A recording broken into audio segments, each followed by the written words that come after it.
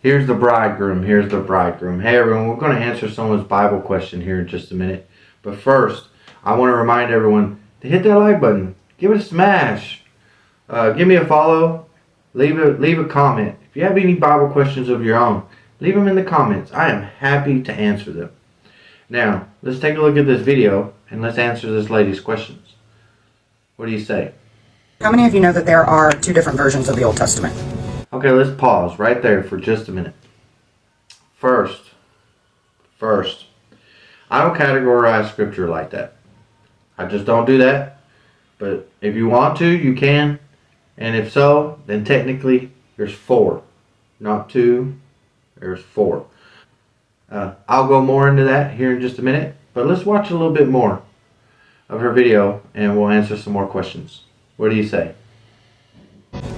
You have the Septuagint, which I have an English translation of. Actually, I have 2. And then there's the Masoretic text.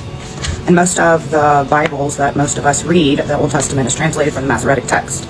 The Septuagint was written in the 3rd century BC, before Yeshua. The Masoretic text was not finished until 1,000 years after his birth. Okay, let's pause right there for just a second. Okay, as I stated before, there's 4, not 2. So what we need to understand is that there are also the Dead Sea Scrolls. Let's talk about the Dead Sea Scrolls for a minute, because they are dated between the 3rd century BC and the 1st century AD. Now also what you need to understand is that all 3 of these, the Masoretic text, the Septuagint, and the Dead Sea Scrolls, all 3 of them are translations themselves. They are translations of the original text, which we don't have much of these days. You can research it yourself as to how much we have of the original text, but every time I do, I come up with different things. I know a lot of it are on stones. You can do your own research. As I said, every time I do, I come up with different things. But it's important to realize also that if Moses or David or any of the Old Testament writers were here today, they wouldn't be able to read the Masoretic text or the Dead Sea Scrolls or the Septuagint, because this is what they wrote in. Also, this, just by the way, little tidbit, that's the Tetrad, God's name in the original language. Okay, let's take a look at some more of her video and I'll answer some more questions. What do you say? Let's go. Amos chapter 6, verse 3. In every single one of these Bibles, and these Bibles, which use the Masoretic text that was finished 1,000 years after Yeshua, it says, "Woe to you who put far off the day of doom and cause the seat of violence to come near." And all of them say seat of violence.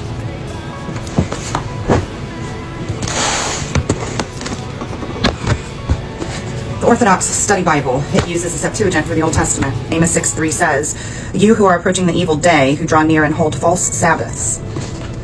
The Septuagint in English says, "Ye who are approaching the evil day, who are drawing near and adopting false Sabbaths." That's 2 Septuagint translations that say the same thing.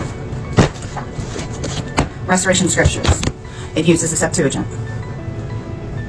"You that put far away the soon coming evil Yom," Yom means day, "who are drawing near and adopting false Shabbats," Sabbaths.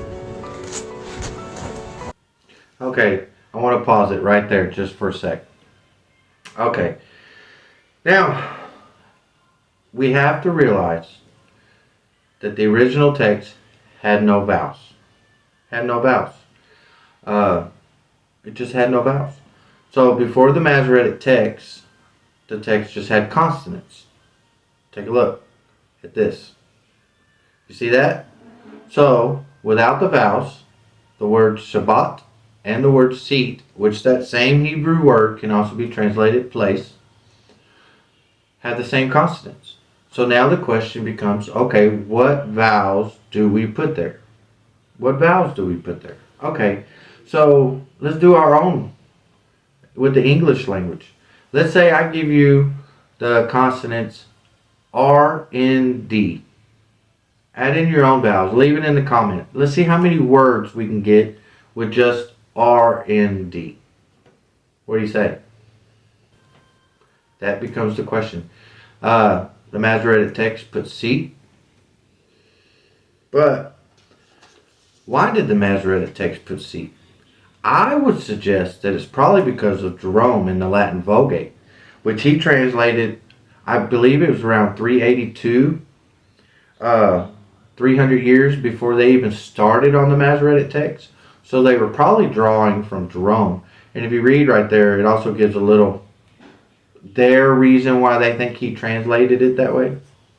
It was Jerome or it was the church who originated this. I would suggest that the Masoretic text was probably drawing from this instead of the Septuagint. Because at that time, the reason why they did the Masoretic text is because the Jews were really trying to get away from the Septuagint.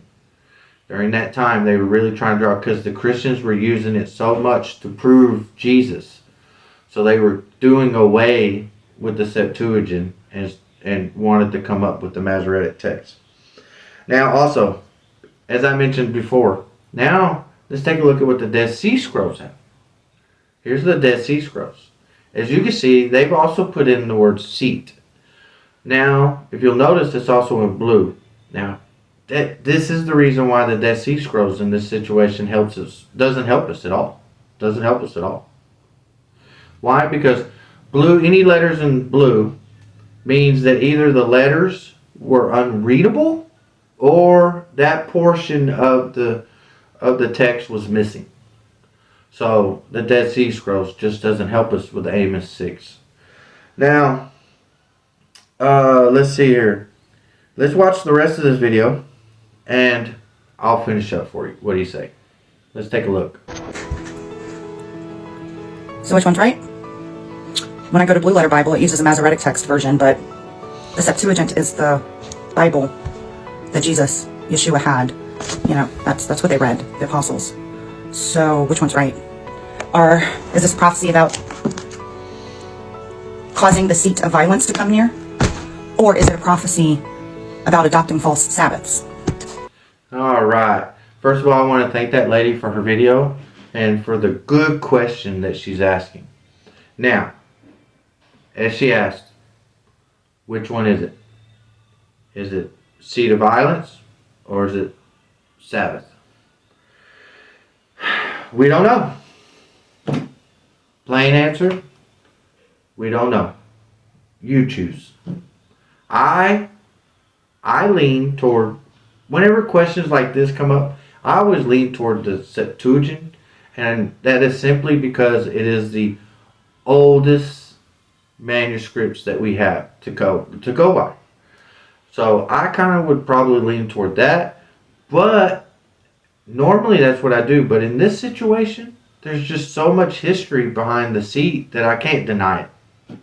I can't deny it. There's too much history. As she said, the Masoretic text puts seat, but what she doesn't realize is that Jerome started that. He translated it seat first.